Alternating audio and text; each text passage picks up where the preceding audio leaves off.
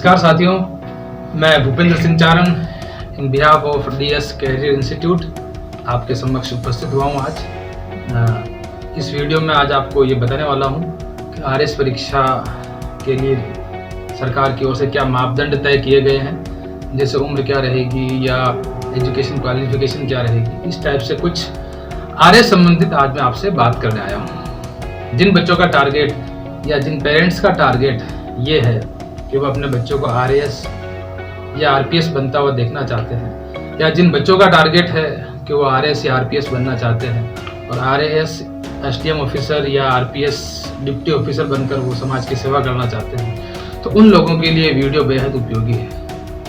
आप भी इस वीडियो को देखें और इस वीडियो को अधिक से अधिक शेयर भी करें और अपने फ्रेंड्स तक पहुंचाएं, ताकि जो बच्चे, जो विद्यार्थी या आपके जो बच्चे हैं या कोई भी आपके नॉन जो आरएएस की तैयारी करना चाहते हैं, उनके लिए बेहद उपयोगी ये वीडियो साबित होगा। पहली चीज, आरएएस की भर्ती। ये आरएएस होता क्या है? आरएएस अधिकारी, आरएएस की full form Rajasthan administrative services, Rajasthan प्रशासनिक सेवा। आरएएस की भर्ती हर 1-2 साल में आरपीएससी अजमेर द्वारा निकाली जाती है। तो राजस्थान लोक सेवा आयोग अजमेर जो है वो आरएएस की परीक्षा का आयोजन करवाता है और एक वैकेंसी में लगभग 1800 पोस्टें निकलती हैं। जैसे पिछली जो वैकेंसी थी आरएएस की वो 2018 में निकली थी और उसमें 980 पद थे, और अभी वापिस 2021 में जो वैकेंसी आने वाली है बहुत जल्दी, उसमें लगभग 1000 पद होने वाले हैं। तो उन 1000 पदों में से ये आरएएस की जो पूरी विज्ञप्ति होती है उसमें कुछ पद राज्य सेवा के होते हैं, जिनमें आरएएस अधिकारी हो गया या आरपीएस हो गया या आरटीएस हो गया। बाकी कुछ अधीनस्थ सेवा के पद भी इसमें होते हैं, राजस्व अधिकारी के, तहसीलदार के। तो आरएएस के एग्जाम के थ्रू आप एसडीएम ऑफिसर बन सकते हैं, डिप्टी एसपी बन सकते हैं, राजस्थान लेखाकार सेवाओं में जा सकते हैं, तहसीलदार बन सकते हैं। तो काफी सारे ऑप्शन हैं आपके पास में। तो आरएएस की परीक्षा हर 1-2 साल में आरपीएससी अजमेर द्वारा आयोजित की जाती है, इसकी वैकेंसी निकाली जाती है। अब अगला सवाल यह है कि इस वैकेंसी में कौन एप्लीकेबल होगा, कौन सा विद्यार्थी इसमें फॉर्म भर सकता है। तो इसमें वो विद्यार्थी फॉर्म भर सकते हैं जो ग्रेजुएशन के फाइनल ईयर रनिंग में हो, कम से कम, या तो फाइनल ईयर रनिंग में हो या फाइनल कर चुके हो। इसमें कम से कम ग्रेजुएशन मांगी गई है फॉर्म भरने के लिए। लेकिन जो विद्यार्थी फाइनल ईयर रनिंग है ग्रेजुएशन में, वो भी आरएएस का फॉर्म फिलअप कर सकते हैं। अब सवाल ये है कि भी ग्रेजुएशन किस सब्जेक्ट में होनी चाहिए। तो मैं आपको बता दूं, ऐसा कोई बाध्यता या बाउंडेशन नहीं है कि ग्रेजुएशन केवल आर्ट्स में। ग्रेजुएशन किसी में भी हो सकती है, चाहे आप बीएससी हैं, चाहे आप बीकॉम हैं, चाहे आप बीए हैं। किसी भी स्ट्रीम के आप विद्यार्थी हैं, आप आरएएस का फॉर्म भर सकते हैं। अगला सवाल ये है कि भाई क्या मेरे परसेंटेज कितने होने चाहिए, 60 होने चाहिए, 50 होने चाहिए, तो ही मैं फॉर्म भर सकूं। ऐसा कुछ भी नहीं विद्यार्थियों, बच्चों। आरएएस में वो फॉर्म भर सकता है जो फाइनल ईयर रनिंग में हो और उसके परसेंटेज की कोई बाध्यता नहीं है। आपके ग्रेजुएशन में कितने नंबर थे इससे कोई फर्क नहीं पड़ता, आपके 12th में कितने थे इससे कोई फर्क नहीं पड़ता, आपके 10th में कितने थे इससे कोई फर्क नहीं पड़ता। मतलब 10th, 12th या ग्रेजुएशन के मिनिमम परसेंटेज आरएएस की वैकेंसी में नहीं मांगे जाते हैं। बस ये मांगा जाता है कि विद्यार्थी ग्रेजुएट हो, कितने ही परसेंटेज से ग्रेजुएट हो, चाहे वो 40% से हो, 45% से हो, 50 से हो, डजंट मैटर, वो ग्रेजुएट होना चाहिए या फाइनल ईयर रनिंग होना चाहिए। नहीं उसके 12th के वो परसेंटेज मांगे गए। तो अगर आपके परसेंटेज कम है तो भी आप ये दिमाग से डर निकाल दें कि मेरे परसेंटेज कम है तो मैं आरएएस अधिकारी नहीं बन सकता, ऐसा कुछ भी नहीं है। और प्रशासनिक सेवाओं में जितने भी आज के टाइम पे अधिकारी हैं, उनमें से अधिकांश विद्यार्थी जो है वो एवरेज स्टूडेंट रहे हैं। मतलब ऐसा नहीं कि वो कोई मेरिटोरियस स्टूडेंट रहे हैं या उनके 70, 80, 90% रहे हैं। अधिकांश अधिकारी, चाहे वो आईएएस हो चाहे आरएएस हो, मोस्टली जो है वो नॉर्मल एवरेज स्टूडेंट ही रहे हैं। तो अगर आपके 50% भी है, 45% भी है, तो भी आपको घबराने की जरूरत नहीं है। आरएएस परीक्षा में या आईएएस परीक्षा में अगर आप उस समय परफॉर्मेंस अच्छा देते हैं, परीक्षा के समय साल 1.5 साल आप अच्छा जम के पढ़ लेते हैं, तो आप आरएएस या आईएएस अधिकारी बन सकते हैं। ऐसे कई एग्जाम्पल देखने को मिले हैं जहाँ विद्यार्थी 12th में वो 3rd डिविजन थे या ग्रेजुएशन में बहुत कम नंबर थे, लेकिन फिर भी वो सिविल सर्विस में सेलेक्ट हुए हैं, फिर भी वो आरएएस अधिकारी बने हैं, आईएएस अधिकारी बने हैं। तो परसेंटेज का कोई इशू नहीं है, आप किसी भी स्ट्रीम से ग्रेजुएट हो, कोई फर्क नहीं पड़ता। फिर नेक्स्ट चीज, उम्र कितनी होनी चाहिए, कितनी उम्र में कम से कम आप एग्जाम दे सकते हैं। तो आरपीएससी द्वारा इसकी न्यूनतम उम्र एग्जाम देने की डिसाइड की गई है 21 वर्ष। 21 वर्ष कम से कम आपकी एज होनी चाहिए, तो आप एग्जाम दे सकते हैं। और अधिकतम 40 ईयर्स, 40 साल, अधिकतम जो एज डिसाइड की गई है वो है 40 साल।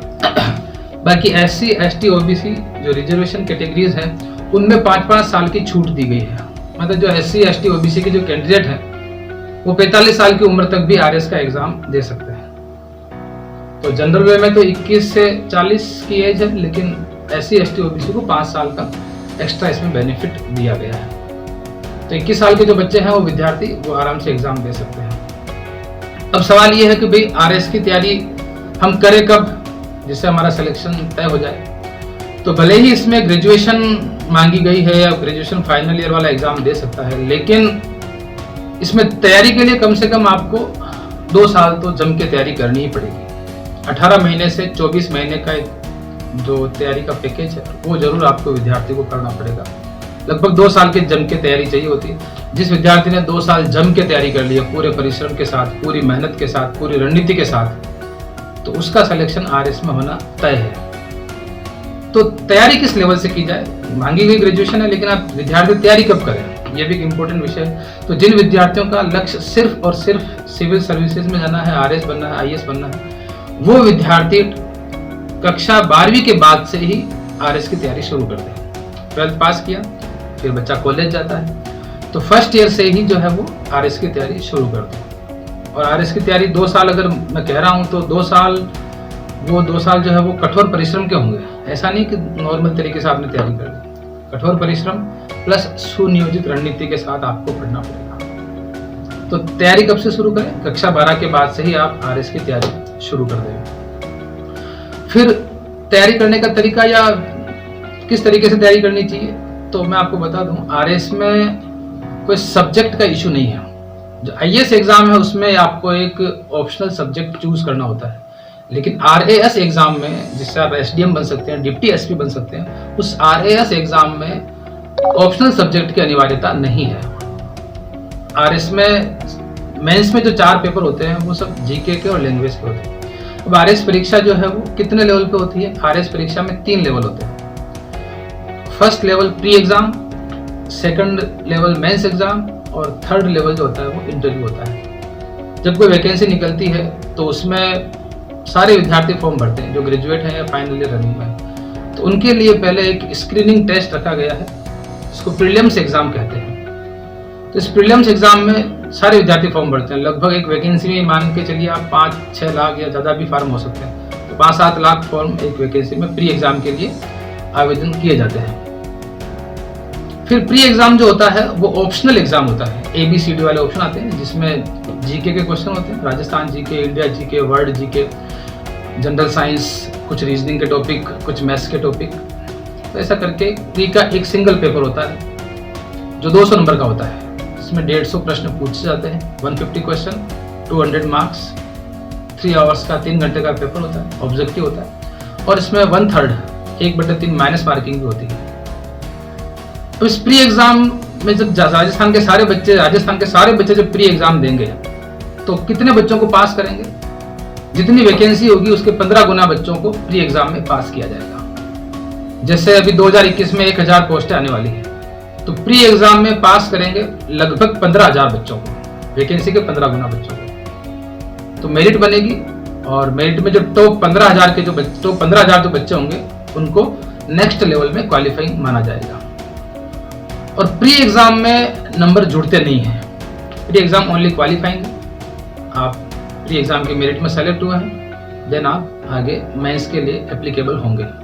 तो प्री एग्जाम के नंबर जो है वो टोटलिंग में नहीं जुड़ते हैं। और प्री एग्जाम की मेरिट जिस 2018 की बात करें तो बहुत कमी ज़्यादा नहीं गई थी। लोगों को डर रहता है कि RS कैसे बने, बहुत टफ एग्जाम होगा, तो ऐसा कुछ नहीं है। लास्ट टाइम 2018 में जनरल की मेरिट लगभग 76 थी, 200 में से 76 लास्ट कट ऑफ थी। OBC की ज़्यादा थी, OBC की अप्रोक्स 95 या 99 के आसपास थी 200 में से। तो इतना को मुश्किल नहीं, अगर आप ढंग से तैयारी करेंगे, अच्छे गाइडेंस में तैयारी करेंगे, अनुभवी व्यक्तियों के गाइडेंस में तैयारी करेंगे, अच्छे संस्थान पे जाकर तैयारी करेंगे, तो आपको RS प्री एग्जाम पास करने में कोई दिक्कत नहीं होगी। प्री पास करने के बाद आप मेंस के लिए क्वालिफाइंग हो जाएंगे। अब मेंस पेपर जो होगा उसमें 15,000 बच्चे, 1,000 पोस्टों के 15 गुना बच्चों को लिया, 15,000 बच्चे मेंस का एग्जाम देंगे। मेंस एग्जाम में 4 पेपर होंगे आपके, जिसमें 3 पेपर तो जीके और GS, general studies, general science, GK में India, world, Rajasthan GK, economics, constitution, Indian history, जितने भी जीके के पोर्शन होते हैं वो सारे जो आपने प्री में पढ़े हैं वो आपको मेंस में मिलेंगे। और रीजनिंग और मैथ्स के भी कुछ क्वेश्चंस होंगे। तो 3 पेपर जो होंगे स्टार्टिंग वाले वो GK GS plus reasoning maths के इनके होंगे। और चौथा पेपर जो होगा वो लैंग्वेज का होगा, जिसमें हिंदी के क्वेश्चन भी होंगे और इंग्लिश के क्वेश्चन भी होंगे, जिसमें ऐसे राइटिंग भी होगा, लेटर राइटिंग भी होगा, हिंदी की ग्रामर भी होगी, इंग्लिश की ग्रामर भी होगी। तो 3 पेपर जीके जीएस के और एक चौथा पेपर लैंग्वेज का होगा। और हर पेपर 200 नंबर का होगा। तो 4 पेपर मतलब 800 नंबर का आपका मेंस का पूर्णांक हो गया। अब मेंस का जो पेपर होता है वो डिस्क्रिप्टिव होता है, थ्योरिकल। वहां आपको क्वेश्चन लिखने पड़ेंगे और लिखने में 3 टाइप के क्वेश्चन आपके आते हैं, 15 शब्द में, 50 शब्द में और 100 शब्द में। तो 15 वर्ड, 50 वर्ड और 100 वर्ड्स में आपको आंसर लिखने होते हैं। जैसे आपने प्री में पढ़ा महाराणा प्रताप, तो महाराणा प्रताप के बारे में मेंस में क्वेश्चन आ गया कि महाराणा प्रताप का राजस्थान के इतिहास में योगदान बताइए, 50 वर्ड में आ गया या 100 वर्ड में आ गया या 15 में भी आ सकता है। महाराणा प्रताप सिंपल सा क्वेश्चन आ गया, महाराणा प्रताप 15 वर्ड में, तो वहाँ आपको लिखने की प्रैक्टिस होनी चाहिए। तो मेंस में आपको लिखने की बहुत अच्छी प्रैक्टिस होनी चाहिए। और लिखने की प्रैक्टिस रातों रात नहीं होती, उसमें कम से कम 8-9 महीने या साल भर लग जाता है, तब जाके आप प्रॉपर तरीके से लिखना सीख पाते हैं। और उन उत्तरों में, मेंस के उत्तरों में रटे रटाए उत्तरों से आपको नंबर नहीं मिलेंगे। वहाँ आपकी मौलिक सोच होनी चाहिए, एक अधिकारी वाली सोच उत्तरों में झलकनी चाहिए। क्योंकि आपकी जो कॉपी चेक करेगा जो बंदा, उसके सामने आप खुद नहीं होंगे, आपकी कॉपी होगी। और आपकी कॉपी ही जो है आपकी कॉपी ही आपके व्यक्तित्व के बारे में बताएगी, जो कॉपी चेक कर रहा है उसको। तो आपका व्यक्तित्व आपके उत्तरों से ही झलकेगा। तो आपका उत्तर जो है वो लिखने का तरीका, लेखन शैली वो रातों रात डेवलप नहीं होगी, उसमें आप लगभग साल भर लग जाता है। तो मेंस में आपको डिस्क्रिप्टिव क्वेश्चन मिलेंगे, 4 पेपर होंगे और हर पेपर 200 नंबर का, मतलब 800 नंबर का आपका मेंस का पूर्णांक होगा। और मेंस के नंबर आपके जोड़े जाएंगे टोटल मेरिट के अंदर। फिर मेंस में उन विद्यार्थियों को पास करेंगे जो मेरिट में आए हैं वापस। और कितने विद्यार्थियों को मेंस उत्तीर्ण करवाया जाएगा, जितनी वैकेंसी होगी उसका लगभग 3 गुना। जैसे अगर 1000 की वैकेंसी है तो मेंस में उत्तीर्ण किए जाएंगे 3000 विद्यार्थी। तो जो टॉप 3000 होंगे उनको मेंस से उत्तीर्ण करके आगे नेक्स्ट लेवल में भेजा जाएगा। और वो होगा आपका अंतिम लेवल, साक्षात्कार इंटरव्यू। वहां आपका इंटरव्यू लिया जाएगा और इंटरव्यू होगा 100 मार्क्स का। तो 800 नंबर मेंस के और 100 नंबर इंटरव्यू के, टोटल 900 नंबर। इंटरव्यू में आपका व्यक्तित्व परखा जाता है, आपकी बोलने की शैली देखी जाती है, आपका कॉन्फिडेंस देखा जाता है, आपकी प्रेजेंस ऑफ माइंड देखी जाती है, और भी जो एक अधिकारी में जो विशेषताएं होनी चाहिए वो सारी जो है इंटरव्यू में जज की जाती है। इंटरव्यू में जनरली 3 मेंबर होते हैं। इसमें एक मेंबर आरपीएससी का सदस्य होता है, एक मेंबर आईएएस ऑफिसर होता है और एक मेंबर कोई शिक्षाविद हो सकता है, जिसमें प्रोफेसर या कोई रिटायर्ड डीन या कुलपति होता है। तो 3 मेंबर्स के बोर्ड में जनरली इंटरव्यू लिया जाता है। ये संख्या, बोर्ड के मेंबर संख्या कम या ज़्यादा भी हो सकती है। तो इस प्रकार आपका इंटरव्यू लिया जाएगा, जिसमें आपका व्यक्तित्व परखा जाएगा। आपका नॉलेज तो है, नॉलेज आपने मेंस पास करके आप इंटरव्यू में पहुंचे हैं, नॉलेज में कोई डाउट नहीं, लेकिन आपका व्यक्तित्व, आपका बोलने का तरीका, आपका कॉन्फिडेंस वहाँ इंटरव्यू में देखा जाता है। और इंटरव्यू की तैयारी भी रातों रात नहीं होती, वो भी एक लंबी प्रक्रिया है। जब आप 18, 12, 24 महीने का कोर्स ज्वाइन करेंगे तो आपका हर दिन इंटरव्यू भी लिया जाएगा, मॉक इंटरव्यूज होंगे, आपको क्लास में आगे बुलवाया जाएगा, खड़े होकर स्टेज पे कोई टॉपिक आपको दे दिया जाएगा जिस पर आपको बोलना होगा। तो इस प्रकार की प्रोसेसिंग रहेगी, जिससे आपका इंटरव्यू स्किल भी ऑटोमेटिक धीरे धीरे डेवलप होगा। तो इंटरव्यू 100 नंबर का, मेंस 800 नंबर की और टोटल 900 की आपकी मेरिट रहेगी। और फिर इंटरव्यू में कितने लोगों को पास करेंगे, नेचुरल सी बात है, 1000 पोस्टें हैं तो 1000 लोगों को पास करेंगे। जो 3000 लोग इंटरव्यू में आए थे उसमें जो टॉप 1000 होंगे वो टॉप 1000 को पास किया जाएगा और वो टॉप 1000 बनेंगे फिर आरएएस अधिकारी। और मैं चाहता हूँ उसमें आपका भी नाम हो, मैं चाहता हूँ उसमें भीलवाड़ा के अधिक से अधिक बच्चों का नाम हो और भीलवाड़ा के ही अधिक से अधिक बच्चे आरएएस बने।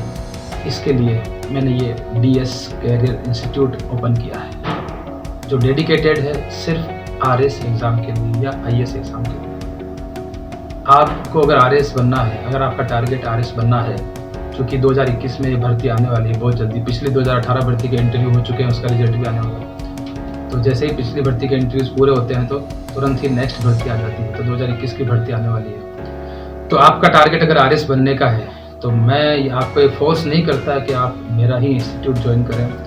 आप कोई भी इंस्टीट्यूट ज्वाइन करें, लेकिन इंस्टीट्यूट ज्वाइन करने से पहले ये ज़रूर देखें कि वो इंस्टीट्यूट क्या सिर्फ RAS के लिए ही है या वहाँ पर और भी कोई बैचेस चल रहे हैं।